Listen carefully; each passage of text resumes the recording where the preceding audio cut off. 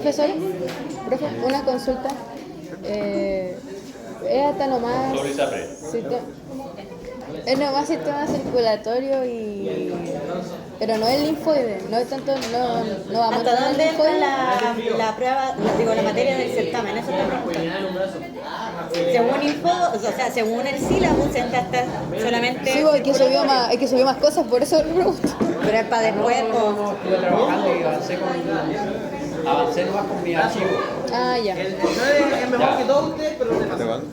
Señores, tenemos un lo que grave pasa es problema, terrible problema.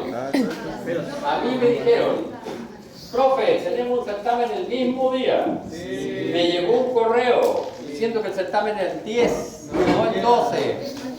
Les dije, aclaren la situación y al día de hoy no he recibido ninguna aclaración, por lo tanto al día de hoy el certamen sigue siendo el 12 de octubre. ¿Ya? Sí, estábamos viendo si es que lo podía cambiar el doctor Lozano, que era de anatomía, pero... Se arrepintió. Es que él también tiene que ver el tema de la sala, así Sí, que... así que tampoco. Pero van pasando los días y les anticipo, 2 días antes no se va a poder hacer. Y ya la próxima semana es 2 o 3. El error que inició es que creo que el delegado tenía mala información. A los otros siempre lo mismo que el certamen era el 12. Hoy yo pregunté el 12. Él volvió a agregar que el certamen era el 12. Y que el correo que le había llegado, él siempre había dicho que era el 12. Así que el correo que estaba mal, el que le llegó a usted diciendo que era el 10. El 12. No, ¿tú le dijeron que era el 10? Usted dijo que el delegado dijo que el 10, pero el profesor dijo que iba a seguir. Y Lozano dijo que él no cambiaba, no podía cambiar esa sala, porque lo había en sala. Y seguía siendo el 12. O sea, Pero hay posibilidades de lograrlo con el profe, para que yo hubiese el día. Pero a mí, insisto, ustedes, ¿cuánto averiguaron eso? Hoy día. hoy día dijo, pero no podemos darse. No, pero hoy le confirmamos con el profesor. ¿Por qué no presionaron así, los tomaron del cuello a su delegado, los estrangularon?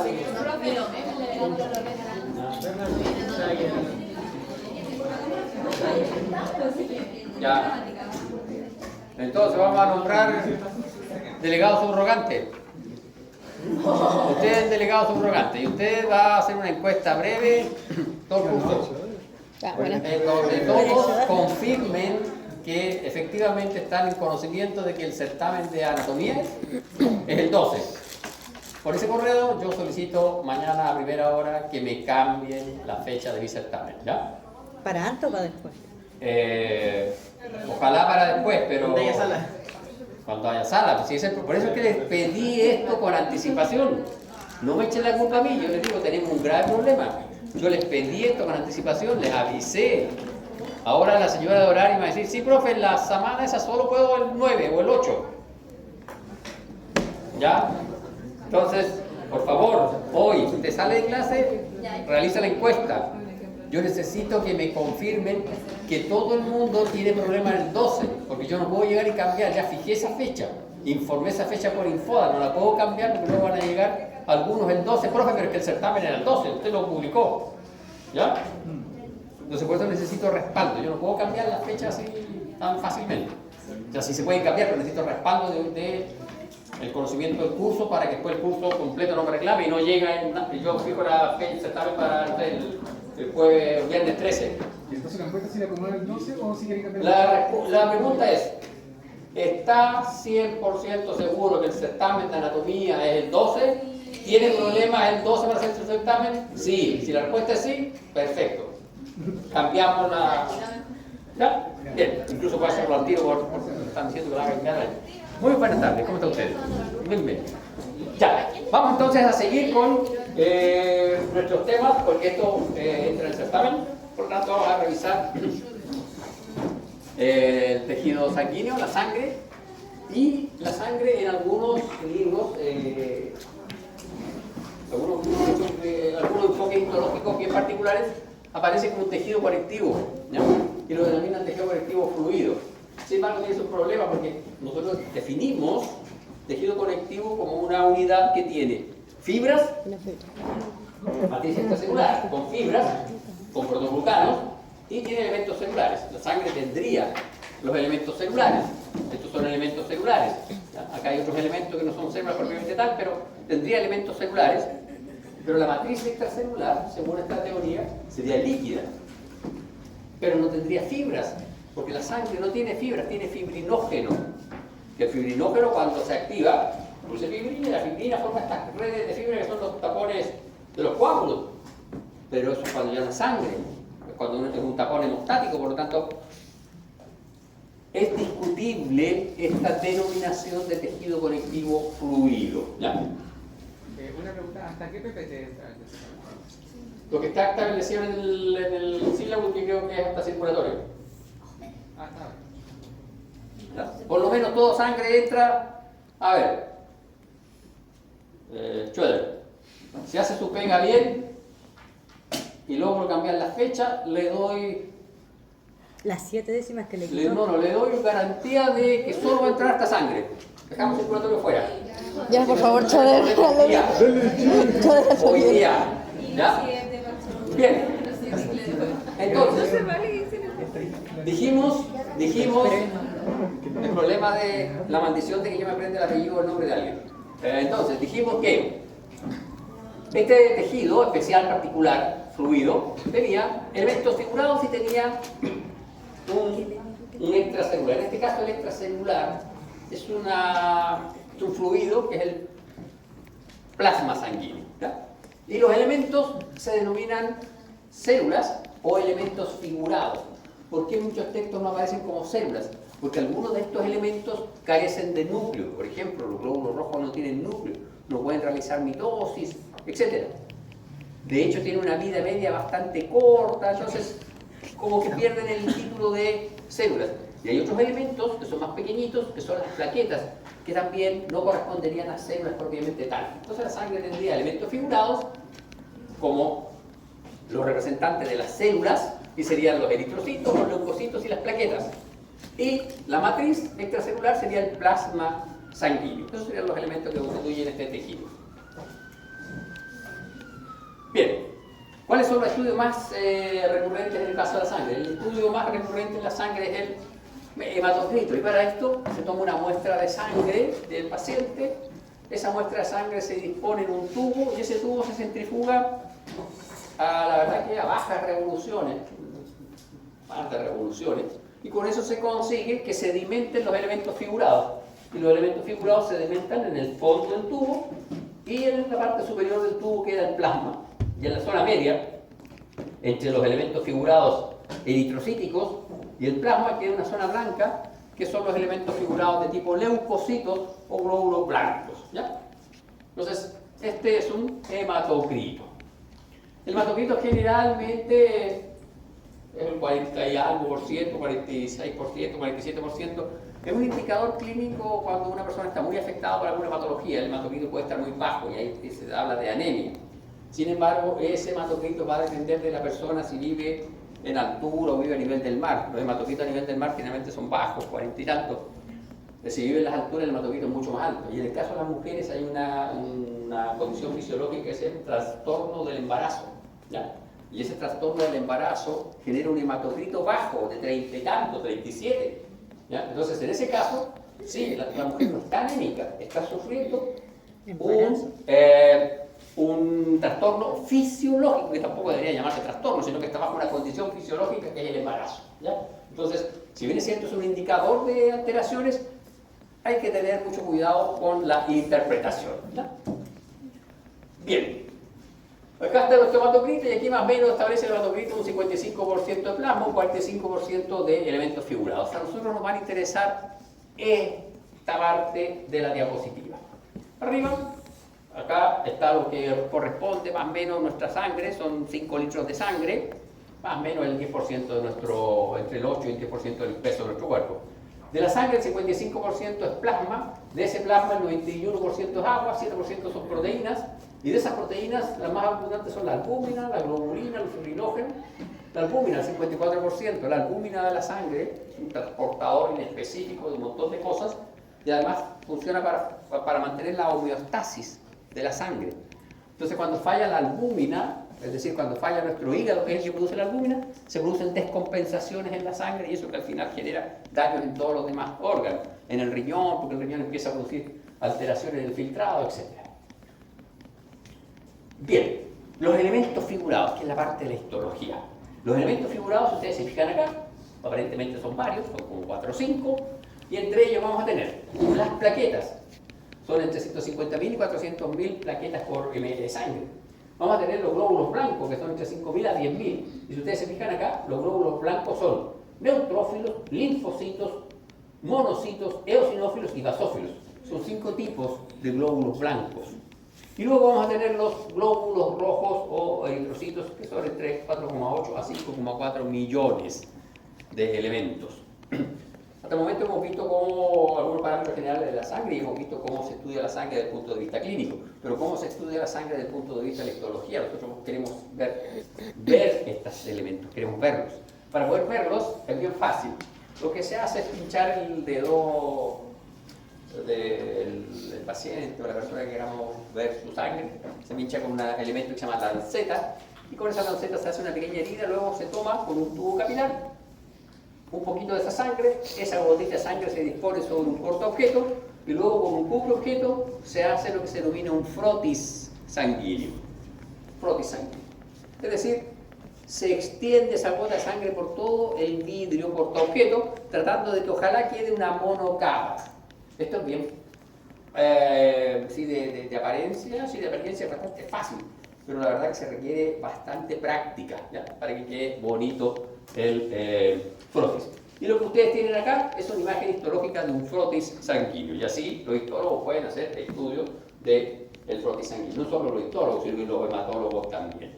Sin embargo, hoy por hoy, esto no se hace mucho. Lo que hacen con la sangre es hacer citometría de flujo. Toman la sangre, la diluyen en un buffer, y ese buffer lo incuban con anticuerpos para determinar patologías, con un montón de cosas, y eso lo ponen en un citómetro de flujo, y el citómetro de flujo le dice, mire, usted tiene 50.000 células que expresan tal antígeno, por lo tanto eso es propio de tal patología, etc. Se hace con máquinas bonitas que se llaman citómetros de flujo. En bioquímica capaz que, o en fisiología capaz que les mencioné nuevamente los citómetros de flujo. Pero nosotros estamos en histología, por lo tanto vamos a seguir con nuestro frotis sanguíneo, que es lo que nos da una imagen en el microscopio de los elementos figurados. Bien, y entonces cuando nosotros realizamos nuestro frotis sanguíneo al microscopio, vemos que aparecen estos elementos que son los más abundantes, que son los glóbulos rojos, y aparecen elementos que tienen núcleo.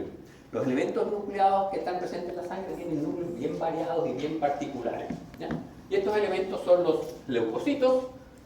Estos son nuestros glóbulos rojos y unos fragmentos chiquititos. No sé si ustedes se fijan, tiene la periferia más clarito y el centro es más oscurito.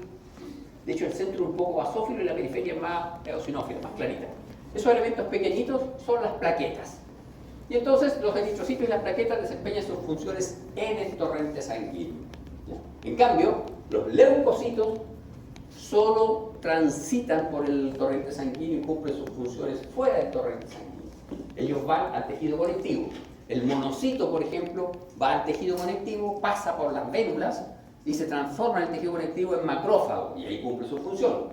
Los eosinófilos van al tejido conectivo y cumplen sus funciones en el tejido conectivo. Entonces estos transitan por la sangre y cuando hay alguna injuria en un tejido reconocen ese vaso, ya vamos a ver el circulatorio por qué reconocen ese vaso, y pueden pasar hacia el tejido conectivo. Y aquí hay una nota, en términos estrictos, las plaquetas y los glóbulos rojos no podrían ser células, no se les denomina células. Veamos nuestro glóbulo rojo. Ustedes saben ya del colegio que los glóbulos rojos son discos bicóncavos. Y el histólogo que hizo este cuento lo dedujo por esto. Si ustedes se fijan, vean. En la mayoría de ellos, el centro se ve más claro y la periferia, el bordecito, se ve más eosinófilo. Eso lo que sugiere es que esta estructura es así, es un disco bicóncavo, porque la zona media tiene menos superficie, por lo tanto se ve más clarito, y los bordes tienen mayor superficie, por lo tanto se ve más eosinófilo, ¿no? Esto de aquí, ¿se fijan? Aquí hay una depresión, una concavidad, es un disco bicóncavo. Concavidad, concavidad. Tienen 7 micras de tamaño, están llenos de hemoglobina, su función es transportar sangre. ¿Por qué la naturaleza lo hizo discos bicóncavos? ¿Por qué no lo dice una esfera? Si la idea es que la hemoglobina que está adentro une oxígeno, y si yo calculo el área de aquí, es menor que si esto fuese una esfera. ¿Por qué no es una esfera? ¿Por qué este disco bicóncavo? Por problemas de física, ¿no? Física elemental. Este disco bicóncavo es más flexible. Si no, traten de meter por una cañería un globo a medio inflar, ustedes van a golpear ese globo a medio inflar dentro de la cañería y va a salir por el otro lado de la cañería. Si ustedes meten un globo inflado completamente nuevo, se va a atorar en la cañería. La probabilidad que se atore en la cañería es mayor. Y si ustedes lo fuerzan, lo presionan, se va a reventar. Entonces por eso que tienen esta forma. Resisten mucho más la deformación y pueden transitar por vasos sanguíneos pequeños. Y lo otro, que es física más elemental todavía, es que el oxígeno solo difunde aproximadamente una micra. Entonces, si ustedes establecen aquí un plano medio, van a tener una micra, por donde sea. Entonces está optimizado. En cambio, si esto fuese una esfera, tendría solo la parte periférica de la esfera y tendrían 6 micras adentro de hemoglobina, que es inútil. Que no realiza intercambio. ¿Ya? Entonces, esa es una de las propuestas para explicar esta forma bicóncava. ¿Ya? Tiene esas dos propuestas. Una que es la parte mecánica y la otra que es la parte de física de difusión de gases. Bien, pero ¿cómo nuestro glóbulo rojo mantiene esa forma? Porque, está bien, era una esfera, inicialmente era una célula, era una esfera, luego perdió su núcleo y luego adquirió esta forma bicóncava. ¿Cómo mantiene esa forma bicóncava?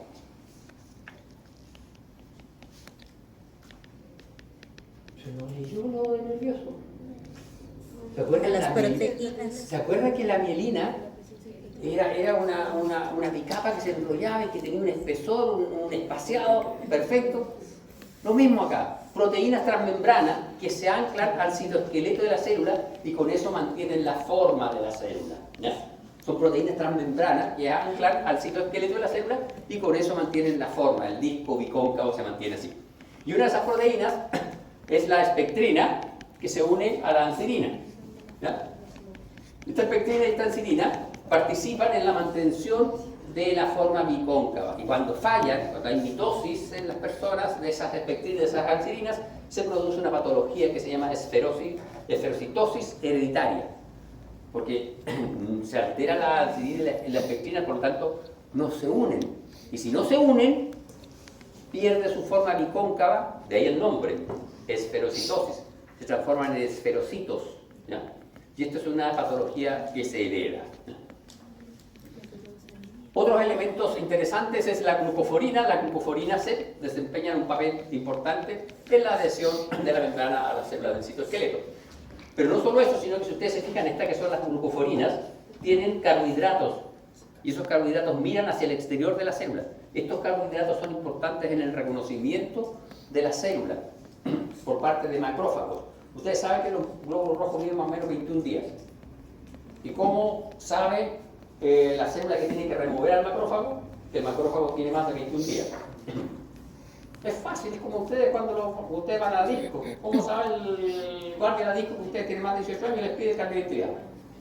Acá es obvio, el glóbulo rojo no tiene carnet de identidad. Pero tiene estos carbohidratos aquí que se van perdiendo a medida que el glóbulo rojo va ciclando por el riñón todos los días, por los distintos órganos, va perdiendo estos glóbulos rojos y va perdiendo estos carbohidratos, estos grupos carbohidratados, y esos carbohidratos, esa pérdida de carbohidratos se dice que es reconocida por los macrófagos y así el macrófago es capaz de remover este glóbulo rojo y reconocerlo como glóbulo rojo envejecido. ¿Por qué hay que renovarlo? Porque como no tiene núcleo, no tiene mensajero, no es capaz de renovar todas sus proteínas y no es capaz de mantener su metabolismo.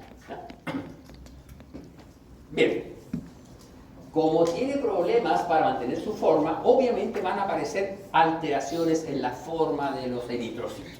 ¿Ya? Y estas alteraciones son 3 grupos. Uno que es la poiquilocitosis, que tiene que ver con la forma alterada del glóbulo rojo. La anisocitosis, que tiene que ver con glóbulos rojos de tamaño alterado. Y los hipocrómicos que tienen que ver con falta de tinción, poca tinción. A ver si usted me está siguiendo. Joven, polerón blanco, odiadora. ¿Qué importancia puede tener que sean poco eosinófilos los glóbulos rojos. Porque no, esto es una diapo porquería, no la vamos a aprender del listado de tonteras. ¿Cuál es el sentido? ¿Qué importa que el glóbulo rojo sea menos eosinófilo que lo normal? ¿Es bueno o es malo? Malo, ¿por qué es malo? Tiene menos hemoglobina. Recuerden, la hemoglobina es una proteína, y si este es un saco de esta proteína, si tiene poco color es que tiene poca hemoglobina, y si tiene poca hemoglobina no está transportando adecuadamente, ¿ya? Entonces, estos hipocrómicos, que son paliditos de tinción, quiere decir que tienen poca hemoglobina.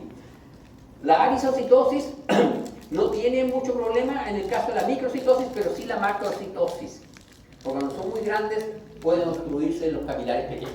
Ya vamos a ver que los capilares son elementos de 10 micras y el glóbulo rojo tiene 7 a 8 micras, no sé, así el glóbulo rojo. ¿Ya?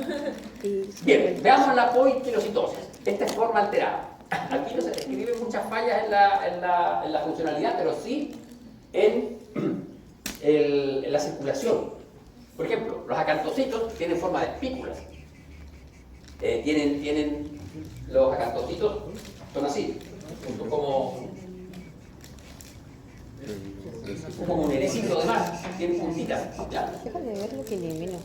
Los depranocitos tienen forma de hoz. Y los depranocitos son muy comunes en la anemia falciforme. Entonces, yo hago un frotis sanguíneo de mi paciente, yo sé que tiene anemia falciforme, porque veo los glóbulos rojos con esta forma particular. La de liptocitos tiene una forma elíptica, anemia ferropénica, esferocitosis hereditaria, alcidina, aspirina fallando, estomatocitos con una invaginación central. En este caso es propio del alcoholismo, entonces también puedo saber si mi paciente es alcohólico o no. ¿A quién le sirve a mí saber si mi paciente es alcohólico o no? ¿En qué ocasión me podría servir? Esto es súper importante cuando uno está en la obstetricia y sospecha que la paciente, la embarazada, es alcohólica. Ninguna embarazada va a confesar que es alcohólica. Porque de hecho, ninguna embarazada, puede ser un seco de género, ningún alcohólico confiesa que es alcohólico. La verdad que uno rara vez confiesa las adicciones. Entonces, para poder saber si es alcohólico o no, uno puede hacer un frotis sanguíneo y ve esta alteración. Ahora, ¿para qué sirve esto? Para poder suplementar con nutrientes a esa embarazada, porque se puede dañar el desarrollo del feto. ¿Ya? Ya que tenemos unos ejemplos, estos son depranocitos, tienen forma de hoz. ¿Se fijan? Estos son nuestros depranocitos. Bien fácil poder saber que ese glóbulo rojo está alterado. ¿Y cuál es en qué consiste la alteración? La alteración es un aminoácido que cambia en la hemoglobina y eso altera la forma de estos depranocitos. Obviamente tienen problemas para circular en la sangre, se producen tapones, hemostáticos, etc. Y estos son nuestros crenocitos o crenados. Esto se da. Esta es una patología bien particular porque en el fondo no llega a ser una patología. Cuando una persona está deshidratada, ¿ya? Por ejemplo, volvamos al alcohólico. Los alcohólicos no solo sufren este problema anterior que hemos dicho, de estomatocitos, sino que también pueden presentar acantocitos. Porque esto es típico cuando un glóbulo rojo está deshidratado. ¿Por qué está deshidratado? Porque el plasma tiene mucha más concentración de elementos que el glóbulo rojo y eso le quita agua al glóbulo rojo y queda por esta forma. Obviamente si parte perdiendo su forma bicóncava no transporta adecuadamente oxígeno. Nosotros en histología tenemos un set de frotis sanguíneos que tiene esta alteración. Capaz que me acuerde y la lleve al paso práctico para que los vean. Son bien bonitos. Bien, ya hemos mencionado los grupos sanguíneos de estas glucoforinas que tenían grupos carbohidratados que estaban hacia el lado externo de nuestro glóbulo rojo. Y acá tenemos el antígeno 0, grupo 0. Y acá tenemos grupo A y grupo B. Y se fijan que la única diferencia es una N-acetilglucosamina y una galactosa. Y eso hace la diferencia en estos azúcares terminales. Eso hace la diferencia importantísima. No se reconocen como sangre propia, sino se pueden realizar transfusiones. ¿Por qué? Porque los macrófagos que tenemos dicen, ah, no, esta sangre no es mía. La mira y dice, esta sangre no es mía. Y lisa a este glóbulo rojo. Lo mata. ¿No? Bien. Vamos a ver entonces ahora nuestros leucocitos. Los leucocitos son células eucarióticas en sentido estricto. ¿Qué quiere decir eso? Presentan núcleo. Los glóbulos rojos no presentaban núcleo. Existen 5 tipos de leucocitos en la sangre y se clasifican en base a los contenidos de gránulos en sus citoplasmas. En este caso es bien bonito el núcleo de estas células y que los núcleos presentan características particulares en un grupo de ellos. Y como los núcleos presentan características particulares en uno de ellos, estos también se denominan polimorfonucleares. Y los polimorfonucleares además se da la característica que presentan gránulos secretorios específicos en su citoplasma. Y en base a esos gránulos secretorios uno los puede clasificar como neutrófilos, eosinófilos y basófilos. ¿Por qué razón? Porque presentan gránulos específicos que tienen características tintoriales neutrófilas, presentan gránulos específicos que tienen características tintoriales eosinófilas y gránulos específicos que tienen características tintoriales basófilas. ¿Ya?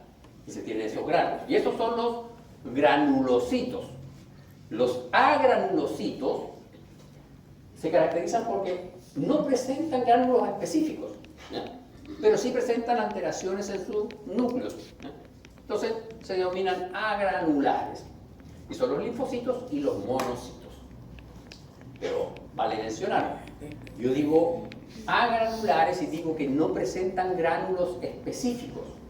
Todos los leucocitos presentan gránulos, ¿ya? La diferencia está en que estos presentan unos gránulos específicos muy grandes. Los gránulos del eosinófilo son gránulos de 1 migra. Y la célula mide 14 migras. Entonces son gránulos bastante grandes. Los gránulos basófilos también son casi de 1 migra. Y el basófilo debe medir 12 a 13 micras, más o menos de tamaño. Entonces son gránulos bastante grandes y se ven. ¿Ya? Por eso que se llaman granulocitos. Y en el caso del basófilo, los gránulos son tan grandes y tan abundantes que tapan, porque los gránulos son basófilos, entonces tapan o dificultan la visibilidad del núcleo. Cuando uno revisa esto que es un frotis, ¿por qué dificulta la visibilidad del núcleo? Porque es un frotis, la célula está entera. Ya no es un corte histológico donde yo vea mi núcleo y mi citoplasma, no. Tengo un saco entero, una bolsa entera que la estoy mirando desde arriba, está entera. Entonces los gránulos acá se sobreponen al núcleo y lo camuflan un poco, lo tapan. Es bien difícil ver el núcleo de esa célula. Entonces tenemos granulares y agranulares, o polimorfonucleares y mononucleares. Estos también se llaman polimorfonucleares porque sus núcleos tienen lobulaciones. En cambio estos núcleos no, estos tienen lobulaciones los núcleos. Bien, aquí hay una foto de los leucocitos, ¿se fijan?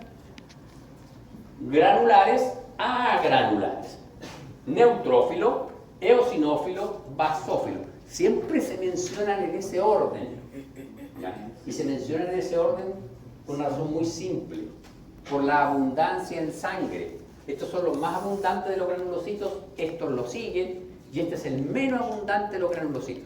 De hecho, este no llega al 1% en condiciones normales, no en condiciones alteradas o patológicas. En condiciones patológicas puede llegar a un porcentaje mayor. Este representa casi el 60% de los leucocitos. Entonces, por eso siempre van en este orden, de más abundante a menos abundante. Veámoslo. Ahí está el núcleo. ¿Se fijan? Tiene 1, 2, 3, tiene 3 lóbulos bien bonitos. Casi uno puede decir que 4 lóbulos, y esos lóbulos están unidos por puente de cromatina. Y ahí hay gránulos, pero esos gránulos no tienen una tinción evidente. En cambio aquí hay 2 lóbulos que están unidos por un puente de cromatina, pero aquí hay gránulos, vean, esos gránulos rojos, eosinófilos, grandes, abundantes gránulos eosinófilos. Y aquí el núcleo tiene lobulaciones, el núcleo tiene, según algunos tiene forma de letra S, ¿ya? Y ahí miren los gránulos, miren el tamaño de los gránulos. Los gránulos son basófilos, tapan un poco el núcleo. Entonces estos tienen gránulos. En cambio estos tienen gránulos pequeñitos. Los mismos, esto también tiene gránulos pequeñitos. Son los gránulos grandes, los específicos. Y aquí hay gránulos pequeñitos, ¿se fijan? Y el núcleo en este caso es redondito, muy heterocromatínico. No tiene lobulaciones el núcleo. Y esta celulita es más o menos el tamaño de un glóbulo rojo. Si este es el monocito, ¿se fijan? Tiene el núcleo grande. El núcleo generalmente tiene forma arriñonada. Creo que en el Genesis, no sé si leyeron el Genesis, alguno ha leído el Genesis. En el Genesis le llaman forma de judía. Poroto. Judía, digamos que la traducción es en España. Forma de poroto. ¿Ya? Núcleo con un dedo arriñonado. Y el citoplasma, ¿se fijan? Aquí el citoplasma es un poco más basófilo y menos abundante. Aquí el citoplasma, ¿no?, es mucho menos basófilo y es más abundante. Y el tamaño de esta célula es como casi 2 glóbulos rojos, 20, 25 micras, ¿no? En cambio este es como 8 o 10 micras. Entonces uno tiene que empezar a ver los tamaños relativos de estas células. Bien, vamos a ver entonces los neutrófilos. Miren ustedes, tienen aproximadamente, representa el 60% de los leucocitos. Ya, estamos claros que es más abundante. Su núcleo está dividido entre 3 a 5 lóbulos. El tamaño, profe, pero usted dijo que eran como 14, 15 micras, ¿por qué no nos pone el tamaño? Bueno, les pongo el tamaño porque si ustedes se toman un tiempo y ven los tamaños que aparecen en el ROS, ven los tamaños que aparecen en el Gandler y ven los tamaños que aparecen en el Jeneser, son todos distintos. Y entonces aquí nos vamos a estar peleando. Que yo les diga que son 14 micras y ustedes después lo vean en el ROS y el ROS diga que tiene 16 micras. Si uno toma acá el glóbulo rojo, son 4 dedos. ¿Tiene 4? Tiene... Ay, gracias por recordar. No grabé la clase. Pero. No, verdad. Ya. Si uno lo piensa acá, tiene 2 glóbulos rojos, por lo tanto serían 14 micras. 14 micras. Lo que tenemos que saber es el más grandecito de los granulocitos. El más grandecito. El más abundante y el más grandecito. La cantidad de lóbulos, y esto es súper importante, aumenta con la edad del leucocito. Cuando tienen 5 o más lóbulos se llaman hipermaduros o hipersegmentados. Y eso es una patología. Si yo veo un flujo sanguíneo en la paciente y estos neutrófilos tienen todos, este y este neutrófilo, este es un monocito, es un monocito. Neutrófilo, neutrófilo. Si esos neutrófilos tienen más de 6 lobulaciones, quiere decir que están envejecidos. Porque estos también se renuevan. A cierto tiempo se renuevan. ¿Qué quiere decir que están envejecidos? Eso quiere decir que en médula ósea hematopoyética no estoy produciendo neutrófilos. Hay una patología a nivel de médula ósea. ¿Ya? Y entonces, ¿cómo se llama esa patología? Anemia perniciosa. Tenemos una anemia perniciosa. Y acá tenemos nuestro neutrófilo, 1, 2, 3, 4 lóbulos de un neutrófilo, ya con un señor neutrófilo, 45 a 50 años si lo pasamos a humano, señor con neutrófilo, y se fijan ustedes, tiene un citoplasma abundante que no presenta una tinción preferencial. Los gránulos no son ni eosinófilos ni basófilos, se tiñen más o menos homogéneamente. Tiene citoplasma abundante. Lo principal, las características de los lóbulos. Acá hay un detalle interesante. Estos neutrófilos también se pueden utilizar en discriminación de sexo. En el caso de las mujeres, los neutrófilos tienen una barrita aquí, que cuelga en uno de los bordes de los lóbulos. Una pequeña barrita, así como un apéndice chiquitito, que corresponde al corpúsculo de Barr, que es el cromosoma X que tienen las mujeres condensado. Como tienen 2 cromosomas X, uno de ellos se inactiva y se condensa, y aparecen los neutrófilos como una pequeña barrita. Eso uno puede discriminar. ¿Y eso no se siente? Sí, es para poder diferenciar género. Esto es, gracias por la tinción. Esto no es una tinción de hematoxilina eosina, es una mezcla de 3 colorantes. Se llama GIMSA. ¿Lo puede escribir, por favor? GIMSA. Gracias. GIMSA. Giemsa. GIMSA, sí, GIMSA. La tinción de GIMSA. Y esta tinción permite estas coloraciones, ¿ya? Es una mezcla de hematoxilina, tiene otros 2 colorantes, tiene hematoxilina, eosina y tiene un azul de metileno. Esa mezcla son. Bien, y acá tenemos los gránulos. Dijimos que tenía gránulos, pero esos gránulos no tenían una tinción específica particular. Y tiene 3 tipos de gránulos. Tiene gránulos específicos o secundarios. Los gránulos específicos eran los que les daban las características a los granulocitos. ¿Ya? Se llaman gránulos secundarios. Hay gránulos azurófilos o primarios. Los gránulos azurófilos o primarios los tienen todos los leucocitos, granulocitos y agranulocitos.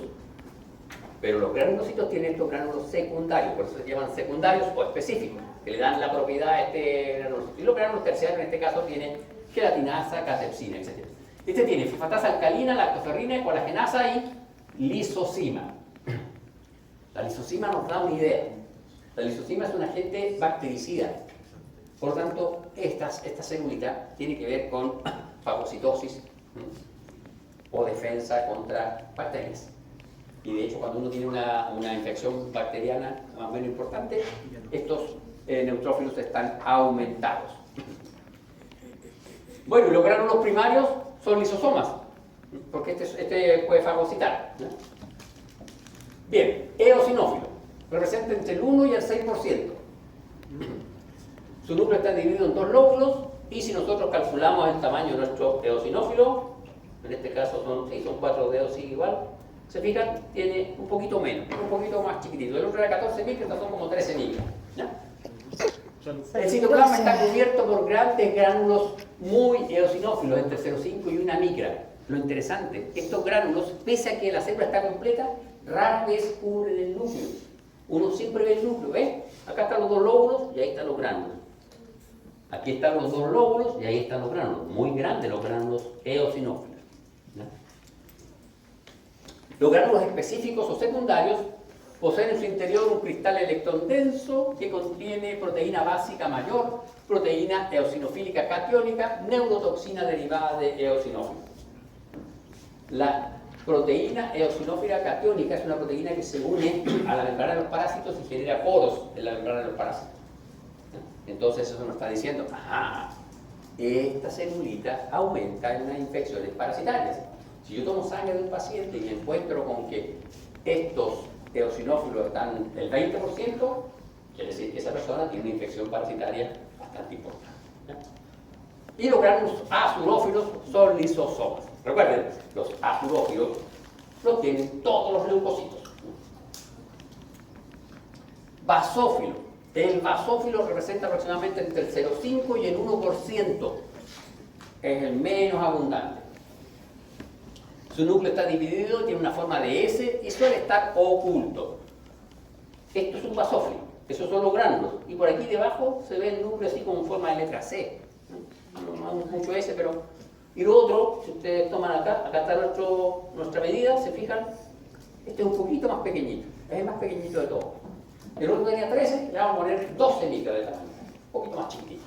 El menos abundante, un poquito más chiquitito. Más fome en el núcleo, porque el núcleo no tiene lobulación, como más tranquilo. Vean, basófilo, eosinófilo. Uno lo saca mañana, un poquito más grande el eosinófilo. Vean el núcleo, los gránulos. El basófilo posee 2 tipos de gránulos. Gránulos específicos se tiñen de un color azul oscuro a negro. ¿Por qué? Porque contienen heparina, histamina, factor quimiotáctico de eosinófilos, factor quimiotáctico de neutrófilos y peroxidasa. Este muchacho tiene heparina.